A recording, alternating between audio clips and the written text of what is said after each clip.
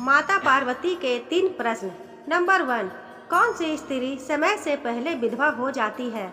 Number 2, कौन सी स्त्री को जीवन में कभी सुख नहीं मिलता है? नंबर 3, कौन सी चीज पत्नी पति के मांगने पर भी नहीं देती है? एक बार भगवान शिव कैलाश पर्वत पर बैठे थे तो माता पार्वती भगवान शिव से मिलने के लिए जाती हैं और कहने लगती है, प्रभु, जब मैं आपसे मिलने आ रही थी तो मेरी नजर मृत्यु लोक पर पड़ी। वहाँ मैंने क्या देखा कि 3 स्त्रियां जो आपस में सहेली थीं, उनमें से 2 स्त्रियां विधवा होकर दुखी जीवन ही जी रही थीं, जबकि एक स्त्री सुहागन होकर की अपने पति के साथ सुखी जीवन जी रही थी। प्रभु, यह बात मेरी समझ में नहीं आई, इसलिए मेरा आपसे निवेदन है कि आप मेरे इन प्रश्नों के उत्तर देकर मुझे संतुष्ट करने की कृपा करें। इस प्रकार माता पार्वती की बात को सुनकर भगवान शिव कहते हैं, पार्वती, तुम मुझे अपने तीनों प्रश्नों बताओ, मैं तुम्हें तुम्हारे प्रश्नों के उत्तर पूरी तरह संतुष्ट करने का प्रयास करूंगा। अब माता पार्वती कहती हैं, प्रभु, मेरा पहला प्रश्न है कि कौन सी स्त्री समय से पहले विधवा हो जाती है? मेरा दूसरा प्रश्न है, कौन सी स्त्री को जीवन में कभी भी सुख नहीं मिलता? और मेरा तीसरा प्रश्न है, कौन सी चीज ऐसी है जो एक पत्नी अपने पति को मांगने से भी नहीं देती? इस प्रकार माता पार्वती के प्रश्न सुनकर भगवान शिव कहने लगे कि हे पार्वती, तुम जिन स्त्रियों की बात कर रही हो उनमें से 2 स्त्रियां विधवा होकर अपना दुखी जीवन जी रही हैं और वहीं पर एक स्त्री सुहागन होकर अपने पति के साथ में अपना सुखी जीवन जी रही है। तुम जानना चाहती हो आखिरकार ऐसा क्यों हुआ? तो मैं तुम्हें एक छोटी सी कहानी सुनाता हूँ। इस कहानी को बहुत ही ध्यान से सुनना। अधूरी कहानी सुनने वालों को आधा अधूरा ही ज्ञान प्राप्त होता है, जो जीवन में कभी काम नहीं आता, क्योंकि तुम्हारे तीनों प्रश्न के उत्तर एक छोटी सी कहानी में समाये हुए हैं। माता पार्वती कहती हैं, प्रभु, मैं आपकी बात से सहमत हूँ, आप कहानी शुरू करें। मैं कहानी को पूरे मन से सुनूंगी और जब तक आप कहानी बोलेंगे तब तक मेरा मन किसी दूसरे स्थान पर नहीं जाएगा। भगवान शिव कहते हैं, पार्वती, सबसे पहले मैं तुम्हें इस स्त्री की कहानी सुनाता हूँ जो सुहागन बनकर सुखी जीवन जी रही है। देखो, जिस सुहागन स्त्री की तुम बात कर रही हो वो सुहागन स्त्री एक राजा के नौकर की पत्नी है और नौकर को अपनी पत्नी का पूरा विश्वास है और भरोसा है कि वह पवित्रता है, जिसकी महिमा वह अपने साथियों से बार बार कहता है। अब देखो, एक दिन की बात है, उस राजा के नौकर ने अपनी पत्नी की प्रशंसा इतनी की कि बात धीरे धीरे फैलते हुए राज दरबार तक पहुंच गई। फिर उस राजा ने अपने नौकर को बुलाया और उसे नौकर से कहा कि तुम हर किसी से अपनी पत्नी की प्रशंसा करते रहते हो कि तुम्हारी पत्नी पतिव्रता है। क्या वास्तव में तुम्हारी पत्नी पतिव्रता है? क्या तुम्हें पूर्ण विश्वास है? इस प्रकार राजा की बात सुनकर नौकर कहने लगा, महाराज, मुझे पूरा विश्वास है कि मेरी पत्नी पूरी तरह से पतिव्रता है।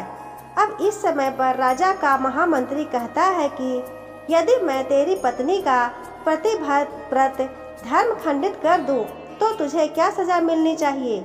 तो नौकर ने कहा कि यदि तुम मेरी पत्नी का पतिव्रत धर्म खंडित कर देते हो तो महाराज मुझे फांसी लगा देना। अब वह राजा का नौकर भी मंत्री से कहता है कि महाराज, यह मेरी पत्नी का पतिव्रत धर्म खंडित नहीं कर पाया तो इसको क्या सजा मिलनी चाहिए? तो राजा ने कहा, मंत्री को भी फांसी की सजा दी जाएगी। भगवान शिव कहते हैं, पार्वती, इस प्रकार मंत्री ने स्वीकार कर लिया और नौकर से पूछा कि क्या वस्तु लाऊं जिससे तू माने कि मैं तेरी पत्नी का धर्म खंडित करने में सफल हुआ? तो नौकर ने कहा, यदि मंत्री, तुम मेरे घर से जाकर मेरे विवाह के समय पर जो मुझे एक पटका मिला था और एक कटार मिली थी जो दूल्हे को देते हैं, वह मेरी पत्नी ने बहुत संभाल कर रखी है, जो सुहाग की निशानी मानी जाती है। यदि पटका और कटार लाकर तुम मुझे दिखा दो तो मैं मान जाऊंगा कि तुम मेरी पत्नी का धर्म पूरी तरह से नष्ट कर चुके हो। अब भगवान शिव कहते हैं कि पार्वती शर्त स्वीकार हो जाने के बाद में वह मंत्री शहर में जाता है और एक बूढ़ी महिला से जाकर मिलता है। वह बूढ़ी महिला एक दूसरे से भिड़वाने का काम करती थी और जो काम कोई नहीं करता था वह उस काम को करने में सक्षम थी। फिर इस प्रकार उस मंत्री ने उस बूढ़ी महिला को अपने स्वार्थ के लिए बुलाया और बूढ़ी महिला से कहा, देखो इस नाम का एक व्यक्ति है, उससे मेरी शर्त लगी है। और फिर उसने इस शर्त के बारे में उसे उस बूढ़ी महिला को सारा कुछ बता दिया। फिर वह उस बूढ़ी महिला से कहने लगा कि तू जैसे भी करके उस स्त्री से मेरा संपर्क करवा दे, तुझे जितना धन चाहिए मैं उतना धन दूंगा। इस प्रकार मंत्री की बात सुनकर बूढ़ी महिला कहने लगी, भाई तू जिस औरत के बारे में बात कर रहा है वह औरत पूरी तरह से पतिव्रता है। वह तेरी ओर देखेगी भी नहीं, तेरी शक्ल भी नहीं देखेगी और उसके परिवार वाले भी खूंखार हैं, तेरी खाल उतार लेंगे। तो मंत्री कहने लगा, ठीक है, यदि तुम मेरा उससे संपर्क नहीं करवा सकती हो तो एक काम कर दो, उसके घर जाकर के उसका पटका और कटार चुरा कर ला दे और उसकी पत्नी के गुप्तांग के पास यदि कोई चिन्ह हो तो वह चिन्ह भी मुझे देखकर बता दे, फिर मैं तुझे मुँह मांगा इनाम दूंगा। भगवान शिव कहते हैं, पार्वती यह बात बूढ़ी महिला की समझ में आ गई। उसने कहा, ठीक है, मैं तुम्हारा काम अवश्य कर दूंगी। नौकर शहर में रहता था। बूढ़ी महिला नौकर के घर जाती है और उसकी पत्नी से जाकर बोलती है, बेटी मैं तेरे पति की बुआ हूँ, मैं कई वर्षों के बाद आई हूँ। तो उस स्त्री ने कहा, आओ बुआ जी, मैंने आपको पहले कभी नहीं देखा इसलिए पहचान नहीं पाई। और इस प्रकार उस बूढ़ी महिला को नौकर की पतिव्रता स्त्री ने बहुत बड़ा सम्मान दिया, मगर उसे क्या मालूम था कि यह उसके साथ में छल करने आई है। अब भगवान शिव कहते हैं, पार्वती इस प्रकार वह बूढ़ी महिला उस पतिव्रता स्त्री के साथ 2 दिन तक रुकी। जिस समय वह स्त्री स्नान करने लगी तो बूढ़ी महिला उठ करके उस पतिव्रता स्त्री की कमर को देखने लगी। उस पतिव्रता स्त्री ने बहुत मना किया, फिर भी वह बूढ़ी महिला नहीं मानी और कहने लगी कि मुझे तू बेटी से भी प्यारी लगती हो तो मना मत करो। काफी दिनों के बाद में मेरी तुम्हारी मुलाकात पहली बार हुई है। अब ऐसा कह करके बूढ़ी महिला उस स्त्री के मुंह पर हाथ फेरने लगी। फिर आंखों को धोने के बहाने से उस बूढ़ी महिला ने उसे पतिव्रता स्त्री की आंखों में पानी मार दिया और उस स्त्री की आंखें बंद हो गई। इस प्रकार गुप्तांग के पास जांघ पर उस स्त्री के एक तिल था जो उस बूढ़ी महिला ने देख लिया। बस उसका काम बन गया। उधर स्नान करने के बाद वह स्त्री रसोई में खाना बनाने लगी तो उस बूढ़ी औरत को मौका मिल गया कटार और पटका निकालने का। बूढ़ी औरत वह कटार और पटका लेकर वहां से भाग गई और जाकर उस मंत्री को दे दिए और उस पतिव्रता स्त्री के जांघ पर तिल का निशान भी बता दिया। भगवान शिव कहते हैं कि हे पार्वती, फिर वह मंत्री पटका और कटार लेकर सीधे राजा के पास गया और राजा से जाकर कहा, महाराज मैंने नौकर की पत्नी के पास में 2 दिन बिताए और यह पटका और कटार उसी के हाथों से लेकर आया हूँ।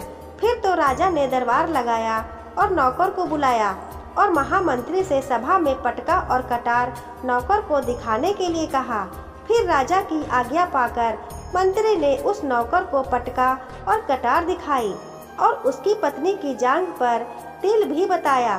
तो नौकर मान गया कि वास्तव में आज मेरी पत्नी ने अपना पतिव्रत धर्म पूरी तरह से भंग कर दिया है। भगवान शिव कहते हैं कि हे पार्वती, फिर तो राजा ने फांसी 15 दिन के बाद रख दी और कहा नौकर को 15 दिन के बाद फांसी पर चढ़ाया जाएगा। और इस प्रकार नौकर से उसकी अंतिम इच्छा पूछी गई तो नौकर ने कहा, मैं अपनी पत्नी से अंतिम बार मिलना चाहता हूँ और उससे पूछना चाहता हूँ कि उसने ऐसा क्यों किया। इस प्रकार राजा ने उस नौकर को आज्ञा दे दी कि ठीक है, तुम अपनी पत्नी से मिल सकते हो। फिर नौकर अपने घर गया और अपनी पत्नी से कहा कि तुमने मेरे साथ में बहुत बड़ा धोखा किया है। मैंने तुम्हारे विश्वास पर मंत्री से ऐसी शर्त लगाई थी कि राज दरबार में राजा के सामने कहा था कि मेरी पत्नी का पतिव्रत धर्म कोई नष्ट नहीं कर सकता, तो वो मुझे फांसी लगा देना। अब मुझे 15 दिन के बाद फांसी लगा दी जाएगी। मेरे साथ विश्वासघात करके तुमने ठीक नहीं किया। उस पतिव्रता स्त्री ने अपने पति को सारी बात बताई, मगर उसे विश्वास नहीं हुआ। पुनः वह राजा के दरबार में पहुंच गया। फिर उसे कैद में डलवा दिया गया। अब उधर नौकर की पतिव्रता पत्नी ने परमात्मा को याद किया और अपना भेष बदलकर राजा के दरबार में गई और राजा से नाच दिखाने की आज्ञा मांगने लगी, क्योंकि वह स्त्री बहुत ही सुंदर थी और राजा शौकीन थे। इसलिए राजा ने आज्ञा दे दी कि सभी मंत्री आदि उपस्थित होकर के इस सुंदरी का नाच करवाने की पूरी व्यवस्था करें। भगवान शिव कहते हैं कि हे पार्वती, फिर तो सब मंत्री महामंत्री राजा आदि दरबार में उपस्थित हुए। फिर उस नौकर की पत्नी ने जब नाचना शुरू किया तो राजा को उस स्त्री का नाच बहुत ही सुंदर लगा। फिर राजा ने कहा कि तुम मुझसे क्या मांगना चाहती हो? तुम जो भी मांगोगी मैं तुम्हें वही दूंगा। फिर उस नौकर की पतिव्रता स्त्री ने कहा कि महाराज, आपकी सभा में मेरा चोर है जिसने मेरे रुपये लिए थे मगर आज तक वापस नहीं दिए, उसे फांसी की सजा दी जाए। इसलिए अब राजा ने कहा कि ठीक है, बताओ मेरे दरबार में तुम्हारा चोर कौन है, उसका नाम क्या है, मैं उसको फांसी की सजा अवश्य दूंगा। फिर उस नौकर की पतिव्रता स्त्री ने कहा कि महाराज, आपका मंत्री मेरा चोर है, आप इसको फांसी की सजा दे दीजिए। अब उधर जैसे ही मंत्री ने सुना कि यह सुंदरी मुझे अपना चोर बता रही है, तो मंत्री कहने लगा कि महाराज, मैं कसम खाकर कहता हूँ कि मैंने इसका कभी कुछ नहीं चुराया, मैंने इसको कभी आज तक देखा ही नहीं, तो मैं इसकी चोरी कैसे कर सकता हूँ? मैंने आज तक इसकी शक्ल भी नहीं देखी है। अब भगवान शिव कहते हैं कि पार्वती, जैसे ही मंत्री ने कहा कि मैंने इस सुंदरी की आज तक शक्ल नहीं देखी, तो उस सुंदर स्त्री ने कहने लगी, महाराज, यदि यह मंत्री मुझे जानता नहीं है तो आप इससे यह पूछे कि यह पटका और कटार कहाँ से लाया था। मैं उस नौकर की पत्नी हूँ जो आपके यहाँ नौकरी करता है और आप मेरे निर्दोष पति को फांसी चढ़ाने वाले हैं। अब मैं आपको पूरी दास्तान सुनाती हूँ कि यह जो आपका मंत्री है, इसने मेरे पास में अपनी एक बूढ़ी महिला को भेजकर मेरी जांघ के तिल का पता लगाया और उसी ने पटका और कटार चुरा कर इस मंत्री को दी। आपके मंत्री द्वारा भेजी गई बूढ़ी महिला जब मेरे घर पर आई थी तो उसने मुझसे कहा था कि वह मेरे पति की बुआ है। वह पहली बार आई है, इसलिए मैं उसको पहचान नहीं सकी। महाराज, इस प्रकार मैंने उस स्त्री को अपने यहाँ पर बहुत बड़ा सम्मान दिया और अपने यहाँ ठहरने की उसकी व्यवस्था की। पतिव्रता स्त्री की बात सुनकर राजा ने बूढ़ी महिला को बुलाया। फिर उस बूढ़ी महिला ने राजा को सारी बात बता दी, जिससे राजा ने उस नौकर को बरी कर दिया और मंत्री को फांसी पर चढ़ा दिया। भगवान शिव कहते हैं कि हे पार्वती, इस प्रकार उस नौकर की पतिव्रता स्त्री ने अंत में राजा से कहा कि महाराज, मैं अपने पति से बहुत प्यार करती हूँ, मैं एक चरित्रवान स्त्री हूँ और मैं अपने पति का नाम तक अपने मुख से नहीं लेती। भगवान शिव कहते हैं कि हे पार्वती, मेरी कहानी पूरी हुई। अब तुम अपने तीनों सवालों के उत्तर सुनो। पहला प्रश्न था कि कौन सी स्त्री समय से पहले विधवा हो जाती है। तो जो स्त्रियां अपने पति का नाम लेती है वह समय से पहले ही विधवा हो जाती है, क्योंकि पति का नाम लेने से पति की उम्र कम हो जाती है और समय से पहले ही उनकी पति की मृत्यु हो जाती है। ऐसी स्त्रियां जो अपने पति का नाम लेती है वह समय से पहले ही विधवा होकर के एक दुखी जीवन जीती हैं। बस यही राज की बात है। जो तुम तीनों सहेलियों की बात कर रही थी, उनमें से 2 विधवा थी और एक यह नौकर की पत्नी थी जो पतिव्रता स्त्री थी। वह पतिव्रता कभी भी अपने पति का नाम कभी भी अपने मुख से नहीं लेती थी। उधर वह 2 स्त्रियां जो विधवा होकर के दुखी जीवन जी रही थी, वह हमेशा अपने पति का नाम लेकर ही बुलाती थी। इस वजह से उनके पति की उम्र कम हुई।